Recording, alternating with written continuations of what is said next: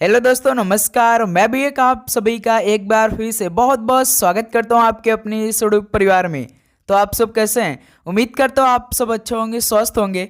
SSC MTS हवलदार exam 2025 के लिए अपनी तैयारी बहुत ही अच्छी तरीके से कर रहे होंगे। तो साथियों, आज की इस क्लास में दमदार सवाल को डिस्कस करने वाले हैं। जिस लेवल पर एमटीएस के सवाल पूछे जाते हैं, बिल्कुल उसी के लेवल पे आज की इस क्लास में हम लोग सवालों को डिस्कस करने वाले हैं। बस साथी आप सभी को सारे क्वेश्चन को चेक करना है कि आप सभी से साथी जितने भी हम टोटल क्वेश्चन करेंगे, बस आपको 35 क्वेश्चन ठीक करना है और यही आपको देखना है क्या हमसे टोटल क्वेश्चन में से केवल 35 क्वेश्चन ठीक हो पा रहे कि नहीं। क्योंकि साथी आज की इस क्लास में कुछ हाई लेवल के सवाल हमने आपके लिए रखा है, क्योंकि दिन पर दिन हम आपके लिए थोड़े थोड़े हाई लेवल के सवाल रखते चलेंगे। साथी इजी सवाल का मामला तो अब समाप्त हो चुका है, 2-4 सवाल आप इजी आएगा तो कर ले जाएंगे। लेकिन साथी यदि एमटीएस में आप जानते हैं कि दो ही मेन सब्जेक्ट पढ़ना है, एक तो साथी देखिए जीके पढ़ना है और एक आपको इंग्लिश पढ़ना है, मैथ रीजनिंग पढ़ना है। यदि आप सभी का बेसिक क्लियर होगा तो मैथ रीजनिंग आप आराम से निकाल ले जाएंगे एमटीएस और हवलदार में, क्योंकि वो बस क्वालिफाइंग ही करना रहता आप सभी को। ओके साथी, तो ये क्लास आपके लिए अति महत्वपूर्ण होने वाला, आपकी तैयारी को जांचेगा कि आप सभी की तैयारी किस लेवल की चल रही है। उसी लेवल पे चल रही है जिस लेवल पे एमटीएस के पेपर में सवाल पूछे जाते हैं। ओके, तो चलिए दोस्त, बिना टाइम वेस्ट करते हुए इस क्लास को स्टार्ट कर लेते हैं। तो लास्ट में अपना स्कोर करेगा नेगेटिव मार्किंग के साथ, क्योंकि 1 नंबर का आपका नेगेटिव मार्किंग रहता है पेपर में। ओके, बिल्कुल ध्यान से अच्छे से एक एक क्वेश्चन को डिस्कस करेंगे, अपना स्कोर काउंट करते चलेंगे भाई। तो पहला प्रश्न हल करिए, क्या बनेगा राइट आंसर। देखिए, निम्नलिखित शासकों में से किसके लिए एक ब्राह्मण प्रयुक्त हुआ है। तो साथी इन शासकों में से किसके लिए एक ब्राह्मण प्रयुक्त हुआ है, बताइए। तो याद रखेंगे साथी, गौतमी पुत्र सातकर्णी के लिए। तो पहले का सी ऑप्शन क्या हो जाएगा, बिल्कुल राइट आंसर हो जाएंगे।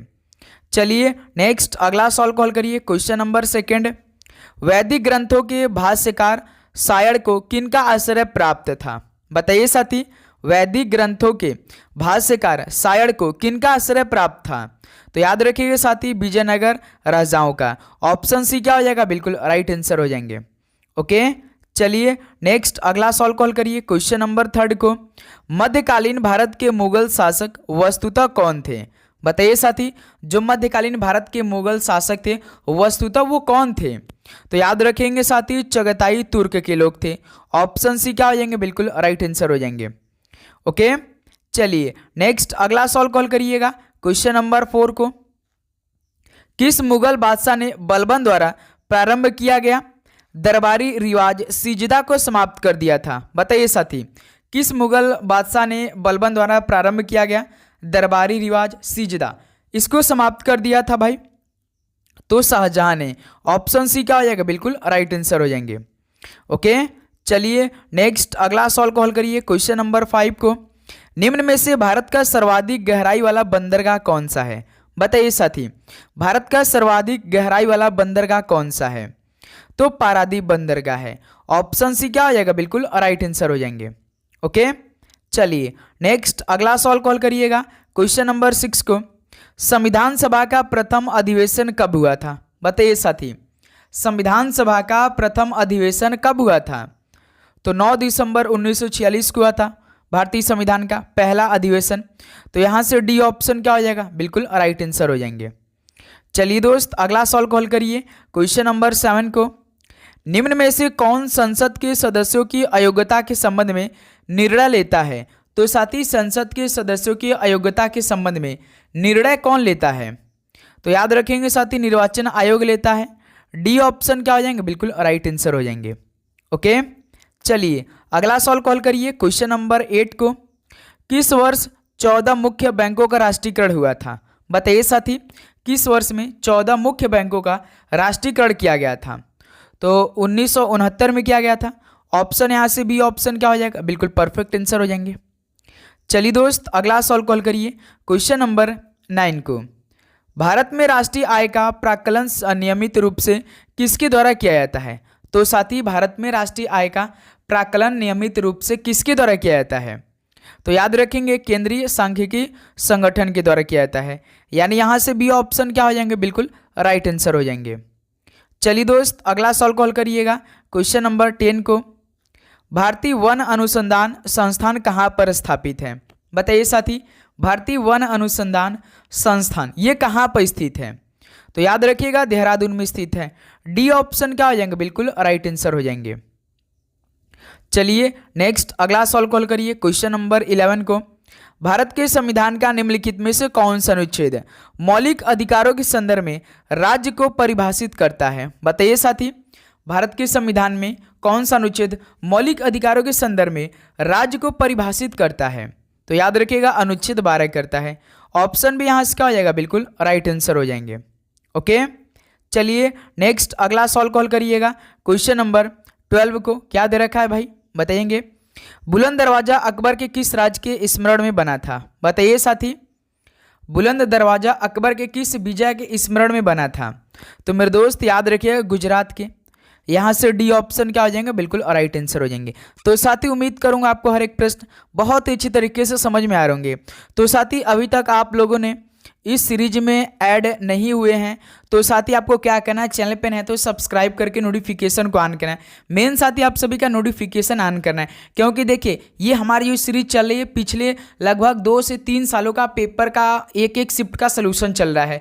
तो इसके बाद साथी जब आपका पूरे शिफ्ट का पेपर समाप्त हो जाएगा तो हम साथ में अपनी तैयारी करेंगे, डिस्कशन करने वाले एक सब्जेक्ट का काफ़ी अच्छी तरीके से। तो इसलिए आप साथी नोटिफिकेशन को ऑन नहीं किया तो नोटिफिकेशन को जरूर ऑन करें। इसमें लगभग 10,000 से लेकर 15,000 भाइयों को ऐड करना है। ओके, तो अपने दोस्तों में सेशन को शेयर भी करेंगे और आप नोटिफिकेशन को ऑन करेंगे। ओके, देखिए तारीख-ए-मुबारक शाही का लेखक कौन था? तो साथी तारीख-ए-मुबारक शाही के लेखक कौन थे? तो यामहा बिन अहमद सर हिंदी थे। ऑप्शन यहाँ इसका आ जाएगा बिल्कुल राइट आंसर हो जाएंगे। चलिए नेक्स्ट अगला सॉल्व कॉल करिएगा क्वेश्चन नंबर 14 को। संगम साहित्य में तोल्काप्पियम निम्न में से किसका एक ग्रंथ है? तो साथी संगम साहित्य में तोल्काप्पियम किसका एक ग्रंथ है? तो मेरे दोस्त याद रखिएगा तमिल व्याकरण का। यहाँ से भी ऑप्शन क्या हो जाएंगे? बिल्कुल राइट आंसर हो जाएंगे। चलिए अगला सॉल्व कॉल करिएगा क्वेश्चन नंबर 15 को। महाबलीपुरम में रथ मंदिरों का निर्माण निम्न में से किसने कराया था? बताइए साथी, महाबलीपुरम में रथ मंदिरों का निर्माण किसने कराया था? तो पल्लवों ने कराया था। यहाँ से भी ऑप्शन क्या हो जाएंगे? बिल्कुल राइट आंसर हो जाएंगे। चलिए दोस्त अगला सॉल्व कॉल करिए क्वेश्चन नंबर 16 को। आगरा की मोती मस्जिद का निर्माण किसके द्वारा करवाया गया? बताइए साथी, आगरा की जो मोती मस्जिद का निर्माण हुआ था वो किसके द्वारा किया गया था? तो साथी याद रखिएगा शाहजहां द्वारा हुआ था। तो यहाँ से ऑप्शन भी क्या हो रहे हैं? बिल्कुल परफेक्ट आंसर। चलिए नेक्स्ट अगला सॉल्व बताइएगा क्वेश्चन नंबर 17। बड़ा इमामबाड़ा स्मारक निम्न में से कहाँ स्थित है? बताइए साथी, बड़ा इमामबाड़ा स्मारक जो है वो कहाँ पर स्थित है? तो साथी याद रखिएगा उत्तर प्रदेश की राजधानी लखनऊ में स्थित है। ऑप्शन यहाँ से क्या हो जाएगा? बिल्कुल राइट आंसर हो जाएंगे। ओके, चलिए नेक्स्ट अगला सॉल्व कॉल करिए क्वेश्चन नंबर 18 को। निम्नलिखित में से कौन सा राज्य भारत में अब्रक का सबसे बड़ा प्रमुख उत्पादक है? बताइए, भारत में अब्रक का सबसे बड़ा प्रमुख उत्पादक राज्य कौन सा है? तो साथी झारखंड है। ऑप्शन यहाँ से क्या हो जाएगा? बिल्कुल राइट आंसर हो जाएंगे। ओके, चलिए नेक्स्ट अगला सॉल्व कॉल करिए क्वेश्चन नंबर 19 को। निम्नलिखित में से भारत की सबसे बड़ी जनजाति कौन सी है? तो मेरे दोस्त भारत की सबसे बड़ी जनजाति कौन सी है? तो याद रखिएगा गोंड जनजाति है। तो यहाँ से भी ऑप्शन क्या हो जाएंगे? बिल्कुल राइट आंसर हो जाएंगे। चलिए नेक्स्ट अगला सॉल्व कॉल करिएगा क्वेश्चन नंबर 20 को। भारत के संविधान का कौन सा अनुच्छेद राष्ट्रीय महत्व के स्मारकों, स्थलों और वस्तुओं की सुरक्षा संबंधित है? बताइए साथी, भारत के संविधान का कौन सा अनुच्छेद राष्ट्रीय महत्व के स्मारकों, स्थलों और वस्तुओं की सुरक्षा से संबंधित है? तो याद रखिएगा अनुच्छेद 49 है। यहाँ से ऑप्शन सी क्या हो जाएंगे? बिल्कुल राइट आंसर हो जाएंगे। चलिए दोस्त अगला सॉल्व कॉल करिए क्वेश्चन नंबर 21 को। भारत के राष्ट्रपति का कार्यकाल कितने वर्षों का होता है? देखिए साथी, आप लोग सोच रहे होंगे क्यों इतना इजी सवाल एक एक आप ऐड कर देते हैं बीच में, लेकिन देखिए साथी बहुत सारे स्टूडेंट जो आते हैं वो पहली बार एग्ज़ाम की तैयारी करके मतलब करने के लिए आते हैं, तो उनको ये सब भी सवाल नहीं मालूम होता है कि प्रधानमंत्री का कार्यकाल कितने वर्षों का होता है, लोकसभा के सदस्यों का। तो इसलिए साथी एक एक सवाल बीच में ऐड करना बहुत ज़रूरी है भाई, याद रखिएगा, क्योंकि बेसिक टाइप के सवाल होते हैं। ओके, कभी कभी सवाल में पेपर में सवाल पूछ भी देता है। तो भारत के राष्ट्रपति का कार्यकाल कितने वर्षों का होता है? तो आप जानते हैं साथी 5 वर्षों का होता है। ऑप्शन सी क्या आ जाएगा? बिल्कुल राइट आंसर हो जाएंगे। चलिए अगला सवाल कॉल करिए, क्वेश्चन नंबर 22 को। आर्थिक सर्वेक्षण किसके द्वारा प्रकाशित होता है? बताइए, आर्थिक सर्वेक्षण किसके द्वारा प्रकाशित होता है? तो ये वित्त मंत्रालय के द्वारा। डी ऑप्शन क्या हो जाएंगे? बिल्कुल राइट आंसर हो जाएंगे। चलिए अगला सवाल को बताइएगा, क्वेश्चन नंबर 23 को। डैश पश्चिम उड़ीसा का एक पर्व है जिसमें खाद्यान्न की पूजा की जाती है। बताइए साथी, पश्चिम उड़ीसा का एक कौन सा पर्व है जिसमें खाद्यान्न की पूजा की जाती है? तो याद रखिएगा साथी, नुआखाई है। ऑप्शन भी यहाँ से क्या हो जाएगा? बिल्कुल राइट आंसर हो जाएंगे। ओके, चलिए अगला सवाल कॉल करिए, क्वेश्चन नंबर 24 को। निम्नलिखित में से वैदिक साहित्य का प्राचीनतम ग्रंथ कौन सा है? तो साथी वैदिक साहित्य का प्राचीनतम ग्रंथ कौन सा है? तो याद रखिएगा साथी ऋग्वेद है। ऑप्शन यहाँ से क्या हो जाएगा आपका? बिल्कुल राइट आंसर हो जाएंगे। चलिए नेक्स्ट अगला सवाल कॉल करिए, क्वेश्चन नंबर 25 को। अबुल फजल द्वारा अकबरनामा कितने वर्षों में पूरा किया गया था? तो अकबरनामा किसने लिखा था भाई? अबुल फजल। तो इनके भाई कितने वर्षों में पूरा किया गया था इनके द्वारा? तो 7 वर्षों में। ऑप्शन यहाँ से क्या हो जाएगा? बिल्कुल राइट आंसर हो जाएंगे। चलिए दोस्त अगला सवाल कॉल करिए, क्वेश्चन नंबर 26 है। शिवाजी का छत्रपति के रूप में औपचारिक राज्याभिषेक कहाँ पर हुआ था? बताइए साथी, शिवाजी का छत्रपति के रूप में औपचारिक राज्याभिषेक कहाँ पर हुआ था? तो साथी याद रखिएगा रायगढ़ में हुआ था। ऑप्शन सी क्या आएगा? बिल्कुल राइट आंसर हो जाएंगे। ओके, चलिए नेक्स्ट अगला सवाल कॉल करिए, क्वेश्चन नंबर 27 को। निम्नलिखित में से किसे शेर बलिया के नाम से जाना जाता था? तो साथी शेर बलिया के नाम से किसे जाना जाता था? बताइए। तो चित्तू पांडे को। ऑप्शन सी यहाँ से क्या हो जाएगा? बिल्कुल राइट आंसर हो जाएंगे। चलिए दोस्त अगला सवाल कॉल करिए, क्वेश्चन नंबर 28 को। डेन्यूब नदी का उद्गम किस देश से होता है? बताइए साथी, डेन्यूब नदी का उद्गम किस देश से होता है? तो याद रखिएगा जर्मनी देश से। यहाँ से ऑप्शन भी क्या बनेगा? बिल्कुल परफेक्ट आंसर हो जाएंगे। ओके, चलिए नेक्स्ट अगला सवाल कॉल करिए, क्वेश्चन नंबर 29 को।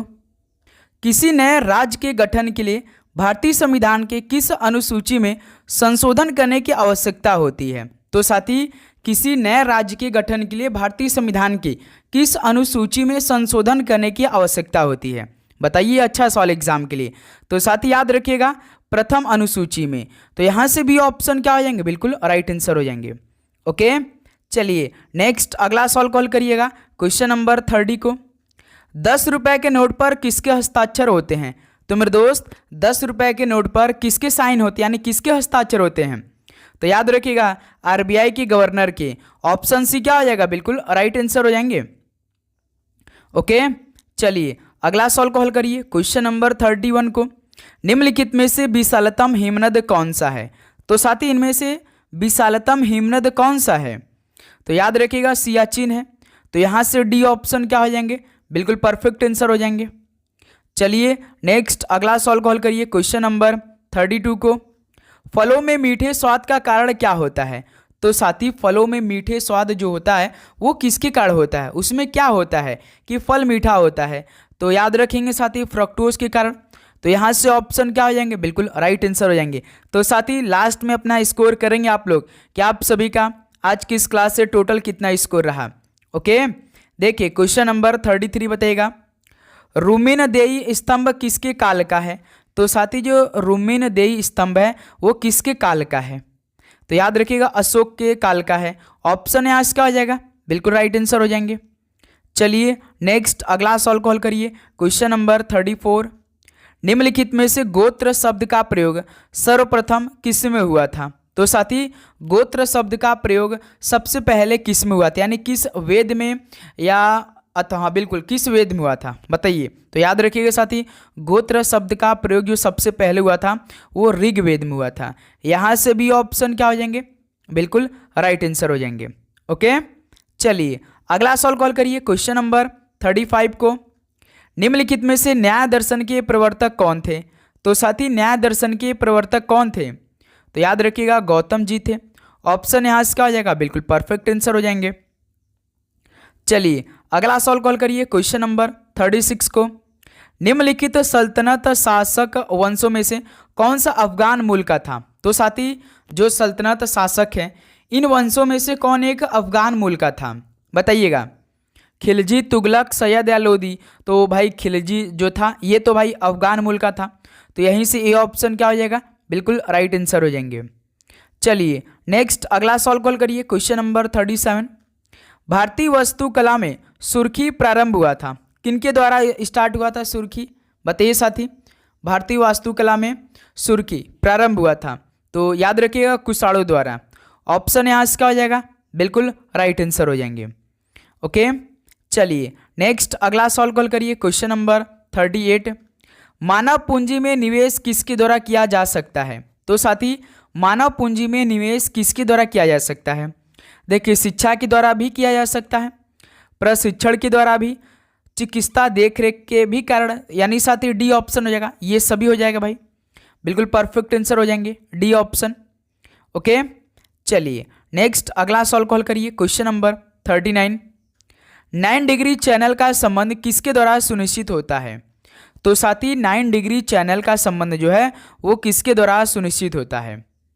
तो मेरे दोस्त याद रखिएगा लक्षद्वीप समूह के द्वारा। ऑप्शन यहाँ से क्या हो जाएगा? बिल्कुल परफेक्ट आंसर हो जाएंगे। ओके चलिए अगला सॉल्व कॉल करिए। क्वेश्चन नंबर 40 को। निम्नलिखित में से किसने शालीमार बाग बनवाया था? तो मेरे दोस्त किसने शालीमार बाग बनवाया था? तो याद रखिएगा साथी जहांगीर ने बनवाया था। ऑप्शन यहाँ से क्या हो जाएगा आप सभी का? बिल्कुल राइट आंसर हो जाएंगे। चलिए अगला सॉल्व कॉल करिए। क्वेश्चन नंबर 41 को। एक जूते हुए खेत की खोज कहाँ की गई थी? तो मेरे दोस्त एक जूते हुए खेत की खोज वो कहाँ पर की गई थी? तो याद रखिएगा साथी कालीबंगा में की गई थी। ऑप्शन भी यहाँ से क्या हो जाएगा? बिल्कुल राइट आंसर हो जाएंगे। चलिए अगला सॉल्व कॉल करिए। Question number 42। जजिया किसके शासनकाल में पुनः लगाया गया था? तो साथी जजिया जो है वो किसके शासनकाल में पुनः लगाया गया था? बताइए। तो ये तो भाई औरंगजेब के शासनकाल में पुनः लगाया गया था, तो यहाँ से बी ऑप्शन क्या हो जाएंगे? बिल्कुल राइट आंसर हो जाएंगे। चलिए नेक्स्ट अगला सॉल्व कॉल करिए। क्वेश्चन नंबर 43 को। दिल्ली का प्रथम मुस्लिम शासक कौन था? तो साथी दिल्ली का प्रथम मुस्लिम शासक कौन था? बताइए। तो सर जी कुतुबुद्दीन ऐबक था। ऑप्शन यहाँ से क्या हो जाएगा? बिल्कुल राइट आंसर हो जाएंगे। चलिए अगला सॉल्व कॉल करिए। Question number 44। निम्नलिखित में से कौन सा ग्रह सूर्य के सबसे नज़दीक है? तो साथी कौन सा ग्रह सूर्य के सबसे नज़दीक है? बताइए। तो याद रखिएगा साथी बुध है। डी ऑप्शन क्या हो जाएगा? बिल्कुल राइट आंसर हो जाएंगे। चलिए नेक्स्ट अगला सॉल्व कॉल करिए। Question number 45। शिक्षा का अधिकार एक मौलिक अधिकार है जो कि ये किससे संबंधित यानी किस अनुच्छेद से संबंधित है? शिक्षा का अधिकार एक मौलिक अधिकार है जो कि साथी संबंध है अनुच्छेद 21A से, यानी ऑप्शन यहाँ इसका आ जाएगा। बिल्कुल परफेक्ट आंसर हो जाएंगे। चलिए अगला सॉल्व कॉल करिएगा। क्वेश्चन नंबर 46 को। निम्नलिखित में से किस वित्तीय वर्ष में भारतीय रुपए का 2 बार अवमूल्य किया गया था? बताइए साथी किस वित्तीय वर्ष में भारतीय रुपए का 2 बार अवमूल्यन किया गया था? तो याद रखिएगा साथी 1991-92 में। यहाँ से बी ऑप्शन क्या हो जाएंगे? बिल्कुल राइट आंसर हो जाएंगे। ओके चलिए अगला सॉल्व कॉल करिए। Question number 47। गाथा गायन का एक स्वरूप 10 कठिया निम्नलिखित में से कहाँ प्रचलित है? किस राज्य में साथी 10 कठिया प्रचलित है? बताइए। तो याद रखिएगा साथी उड़ीसा राज्य में। ऑप्शन भी यहाँ से क्या हो जाएगा? बिल्कुल राइट आंसर हो जाएंगे। चलिए नेक्स्ट अगला सॉल्व कॉल करिए। Question number 48। ताज महोत्सव किस महीने में मनाया जाता है? तो साथी ताज महोत्सव किस महीने मनाया जाता है? तो याद रखिएगा आप लोग फरवरी के महीने में। ऑप्शन भी यहाँ से क्या हो जाएगा? बिल्कुल राइट आंसर हो जाएंगे। ओके चलिए अगला सॉल्व कॉल करिए। Question number 49। अलाउद्दीन खिलजी द्वारा निर्मित अलाई दरवाजा कहाँ तक जाने का एक प्रवेश द्वार था? बताइए साथी। अलाउद्दीन खिलजी द्वारा निर्मित किया गया था अलाई दरवाजा, ये कहाँ तक जाने का एक प्रवेश द्वार था? तो साथी याद रखिएगा कुव्वत उल इस्लाम मस्जिद तक जाने का द्वार था। तो यहाँ से डी ऑप्शन क्या हो जाएंगे? बिल्कुल राइट आंसर हो जाएंगे। चलिए क्वेश्चन नंबर 50 को हल करिए। महाबलीपुरम का सप्तरथ मंदिर किसने बनवाया था? तो साथी महाबलीपुरम का जो सप्तरथ मंदिर है वो किसने बनवाया था? बताइए। तो याद रखिए साथी, नरसिंह वर्मन प्रथम के द्वारा। ऑप्शन भी यहाँ से हो जाएगा, बिल्कुल परफेक्ट आंसर हो जाएंगे। तो साथी आज के इस क्लास में 50 क्वेश्चन रहने देते हैं। तो अब बताइए साथी, पूरी ईमानदारी के साथ, नेगेटिव मार्किंग के साथ बताइए कि आप सभी का इन 50 क्वेश्चन में से कितना स्कोर रहा। यानी साथी ये आप सभी का 150 नंबर का टेस्ट चल रहा था। तो बताइए कि आप सभी का इन 150 नंबर में से टोटल कितना स्कोर रहा। पूरी ईमानदारी के साथ बताएंगे सभी साथी। जितने लोग इस क्लास को कंप्लीट देखें, लगभग आपने 50 क्वेश्चन अटेम्प्ट किया होगा। तो बताइए साथी आप सभी का कितना स्कोर रहा। तो उम्मीद करूंगा आपको हर एक क्वेश्चन बहुत ही अच्छी तरीके से समझ में आए होंगे। लगभग आपने पूरे 50 के 50 तो याद ही कर लिया होगा। जितने साथी इस टाइम आपको हम क्लास दे रहे हैं, बस साथी एग्जाम तक इसे अच्छे से पढ़ते रहिए, तैयार करते रहिए। देखिए कि साथी जीके में आपका एक भी सिंगल सवाल बाहर नहीं जाने देंगे। ओके साथी, बस आपको डेली मेहनत करना है, रिवीजन करना है, पढ़ाई करना है, प्रीवियस ईयर के सवाल को देखना है। ओके, तो चलिए दोस्त इस क्लास को यहीं पर समाप्त करते हैं। उसके बाद साथी मिलेंगे 12:30 बजे। आप जानते हैं कि सुबह 8 बजे और साथी शाम में 6:30 बजे हमारी नए जो कि प्रीवियस ईयर के सवाल चल रही है। और साथी दोपहर 12:30 बजे एक नई प्रैक्टिस सेट की शुरुआत हुई है। तो जो दोपहर 12:30 बजे इस टाइम साथी न्यू प्रैक्टिस सेट आ रही है ना, उसमें दमदार सवाल हो रहे हैं। यदि आप लोग क्लास नहीं ले रहे हैं तो जरूर लीजिए। और कल का क्लास आपने नहीं चेक किया है तो साथी प्लेलिस्ट है एसएससी एमटीएस एग्जाम 2025 के नाम से, उसमें हर एक क्लास अपडेट होती रहती है डेली वाइज डेली। ओके, आप लोग डेली प्लेलिस्ट भी चेक करते रहिए। ओके, तो आप चैनल पे नए तो सब्सक्राइब करिए, नोटिफिकेशन को मेन है ऑन कर लीजिएगा। तो इससे क्या होगा, आपके पास तुरंत नोटिफिकेशन आएगी जब क्लास आएगी। तो ओके, तो सभी को जय हिंद, जय भारत, पढ़ाई करते रहिए। ऑल द वेरी बेस्ट, धन्यवाद।